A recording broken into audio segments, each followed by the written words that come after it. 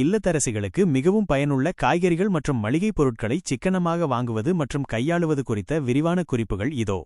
Smart purchasing tips. 1. மளிகைப் பொருட்கள் groceries.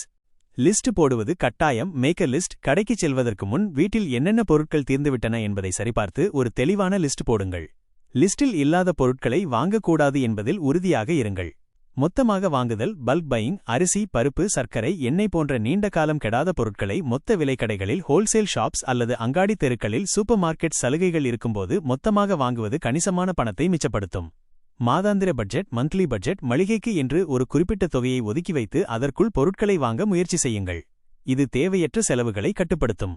Brand முக்கியமல்ல. Brand doesn't matter. சில நேரங்களில் பிரபலமில்லாத ஆனால் தரமான உள்ளூர் பிராண்டுகள், லோக்கல் பிராண்ட்ஸ் குறைந்த விலையில் கிடைக்கும். அவற்றை முயற்சித்து பாருங்கள். 2. காய்கறிகள் வெஜிடேபிள்ஸ். உழவர் சந்தை. முடிந்தவரை உங்கள் ஊரில் உள்ள உழவர் சந்தைக்கு சென்று காய்கறிகளை வாங்குங்கள். இங்கு சூப்பர் மார்க்கெட்களை விட விலை மிகவும் குறைவாகவும் காய்கறிகள் புத்துணர்ச்சியாகவும் இருக்கும். சீசன் காய்கறிகள் சீசனல் வெஜிடேபிள்ஸ். அந்தந்த சீசனில் விளையும் காய்கறிகளை அதிகம் வாங்குங்கள். அவை மலிவாகவும் ஆரோக்கியமானதாகவும் இருக்கும். சீசன் இல்லாத காய்கறிகளின் விலை அதிகமாக இருக்கும்.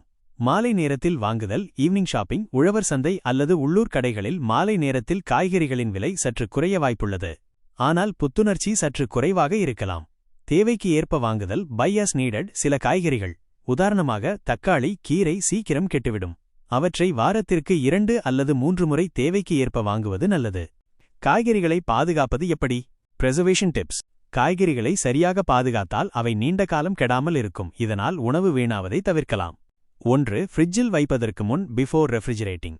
ஈரப்பதம் கூடாது. No moisture. காய்கறிகளை கழுவிய பின் நன்கு துடைத்து அல்லது உலர்த்திவிட்டு ஃப்ரிட்ஜில் வைக்கவும். ஈரப்பதம் இருந்தால் சீக்கிரம் அழுகிவிடும். தனித்தனியாக பிரித்தல் செப்பரேட் ஸ்டோரேஜ். வெவ்வேறு வகையான காய்கறிகளை தனித்தனி கவர்களில் அல்லது டப்பாக்களில் போட்டு வைப்பது நல்லது. சில காய்கறிகள் வெளியிடும் வாயு மற்ற காய்கறிகளை சீக்கிரம் கெடுத்துவிடும். 2. சில குறிப்பிட்ட காய்கறிகளுக்கான குறிப்புகள் ஸ்பெசிஃபிக் வெஜிடபிள் டிப்ஸ். கீரை வகைகள் லீஃபி கிரீன்ஸ். கீரைகளை வாங்கி வந்ததும் வேர்களை வெட்டிவிட்டு பழுத்த இலைகளை அகற்றிவிட்டு ஒரு துணியில் அல்லது பேப்பரில் சுற்றி ஃப்ரிட்ஜில் வைக்கவும்.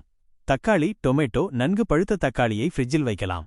ஆனால் லேசாக பழுத்த தக்காளியை வெளியில் அரை வெப்பநிலையில் வைத்தால் சீக்கிரம் பழுத்துவிடும்.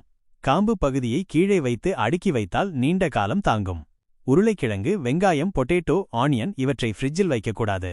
காற்றோட்டமான இருட்டான இடத்தில் தனித்தனியாக வைக்க வேண்டும். ஒன்றாக வைத்தால் இரண்டும் சீக்கிரம் கெட்டுவிடும். பூண்டுக்கும் இதே முறைதான். கொத்தமல்லி, கருவேப்பிலை, கோரியாண்டர், கரி லீவ்ஸ் காம்புகளை அகற்றிவிட்டு நன்கு கழுவி உலர்த்திவிட்டு ஒரு ஏர்டைட் டப்பாவில் ஏர்டைட் கண்டெய்னர் பேப்பர் டவல் வைத்து மூடி ஃப்ரிட்ஜில் வைக்கவும். பச்சை மிளகாய், கிரீன் சில்லிஸ் காம்புகளை அகற்றிவிட்டு ஒரு டப்பாவில் போட்டு ஃப்ரிட்ஜில் வைக்கவும். கத்தரிக்காய், வெண்டைக்காய், பிரிஞ்சல், லேடிஸ் ஃபிங்கர் இவற்றை ஈரமில்லாமல் ஒரு கவரில் போட்டு ஃப்ரிட்ஜில் வைக்கலாம். 3. மளிகைப் பொருட்களை பாதுகாத்தல் பிரிசர்விங் groceries. ஏர்டைட் டப்பாக்கள் ஏர்டைட் கண்டெய்னர்ஸ். பருப்பு, சர்க்கரை, மாவு போன்ற பொருட்களை காற்றோட்டமில்லாத ஏர்டைட் டப்பாக்களில் போட்டு வைத்தால் பூச்சிகள் வராமல் இருக்கும். சூரிய ஒளி படாமல் வைத்தல் அவே ஃப்ரம் சன்லைட். எண்ணெய், மசாலா தூள் போன்றவற்றை சூரிய ஒளி நேரடியாக படாத இடத்தில் வைக்க வேண்டும். பகுதி 3. பணத்தை மிச்சப்படுத்துவது எப்படி? Savings tips. சமையல் திட்டமிடல் மீல் பிளானிங். வாராந்திர சமையல் மெனுவை வீக்லி மெனு திட்டமிட்டு அதற்கேற்ப பொருட்களை வாங்குங்கள். இது தேவையற்ற பொருட்கள் வாங்குவதை தவிர்க்கும். மீதமான உணவை பயன்படுத்துதல் யூசிங் லெஃப்டோவர்ஸ். மீதமான உணவை வீணாக்காமல் அதை வைத்து வேறு ஏதேனும் புதுமையான டிஷ் செய்யலாம். உதாரணமாக மீதமான சாதத்தை வைத்து எலுமிச்சை சாதம் அல்லது வெரைட்டி ரைஸ் செய்யலாம். உணவு வீணாவதை தவிர்த்தல் அவாய்ட் ஃபுட் வேஸ்ட். இதுதான் மிகப்பெரிய சேமிப்பு.